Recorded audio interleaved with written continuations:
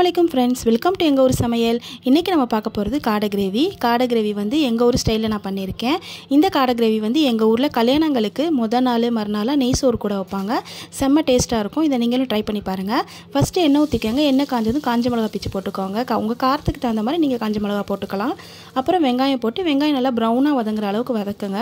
வெங்காயம் எவ்வளவுக்கு எவ்வளவு பிரவுனா வதங்குதோ அவ்வளவுக்கு நமக்கு டேஸ்ட் கொடுக்கும். நல்லா வதங்கினதுக்கு அப்புறம் உப்பு கொஞ்சம் போட்டு வதக்குனீங்கன்னா நல்லா வதங்கிரும். வதங்கினதுக்கு அப்புறம் இஞ்சி பூண்டு பேஸ்ட் ஆட் பண்ணிக்கங்க. இஞ்சி பூண்டு பேஸ்ட் போட்டு ஆட் பண்ணிட்டு நல்லா வதக்கிட்டு அதுக்கப்புறம் புதினா கொத்தமல்லி கொஞ்சம் ஆட் பண்ணிக்கங்க. 2 பச்சை மிளகாய் சேர்த்துக்கோங்க. பச்சை மிளகாய் போட்டு அதையும் வதக்குங்க. தக்காளி ஒரு கை போட்டுக்கோங்க.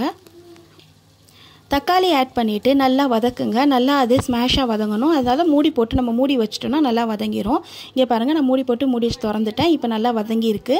இது கூட நம்ம இப்போ மிளகாய்த்தூள் ஆட் பண்ணிக்கலாம். மிளகாய்த்தூள் ஆட் பண்ணால் இது மசாலா. இந்த மசாலா வந்து நான் கிரைண்டரில் அரைச்சி வச்சுருக்கேன், பேஸ்ட் பண்ணி வச்சுருக்கேன். இதுக்கு என்னென்ன போடுவேன்னா கசகசா, மிளகு, சீரகம், பட்டை, கிராம்பு, ஏலக்காய், மல்லித்தூள் இதெல்லாம் போட்டு அரைச்சி நான் எப்போவுமே ஃப்ரீஸ் பண்ணி வச்சுக்குவேன். இது மாதிரி நீங்களும் அரைச்சி வச்சுக்கோங்க. ரொம்ப டேஸ்ட்டாக இருக்கும் இந்த குழம்பு. ட்ரை பண்ணி பாருங்கள். அதுக்கப்புறம் அந்த எண்ணெயிலே அந்த மசாலா நல்லா வதக்கிட்டு எண்ணெய் பிரிஞ்சதும் காடையை சேர்த்துக்கோங்க. தண்ணி கொஞ்சமாக ஊற்றி ரொம்ப ஹை ஃப்ளேமில் வச்சு வேக வைக்க வேணாம், சிம்மிலே வச்சு வேகணுங்க. ஏன்னா காடையிலே தண்ணி விடும். இது ரொம்ப தண்ணியாக தான் நல்லா இருக்காது. கொஞ்சம் அந்த கிரேவி மாதிரி இருக்கணும், திக்னஸ் இருக்கணும். அப்போ தான் இந்த கிரேவி வந்து நெய் சோறுக்கு நல்லா டேஸ்ட்டாக இருக்கும். இது சப்பாத்தி தோசை கூட நல்லாயிருக்கும். வெந்தோனை வந்து கடைசியாக நம்ம ஆட் பண்ண போகிற இந்த பவுடர் வந்து மிளகு, சீரகம், காஞ்ச மிளகாய் போட்டு அரைச்சி நான் ஒரு பவுடர் பண்ணி வச்சுருக்கேன். இந்த பவுடரை கடைசியாக மல்லித்தலை தூவி நம்ம இறக்கிட்டோம்னா காடை கிரேவி ரெடி. இந்த கிரேவி நீங்கள் ட்ரை பண்ணி பாருங்கள். ரொம்ப டேஸ்ட்டாக இருக்கும். கல்யாண வீடுகளில் செய்கிற மாதிரி ரொம்ப டேஸ்ட்டாக இருக்கும். எங்கள் ஊர் ஸ்டைல் இது.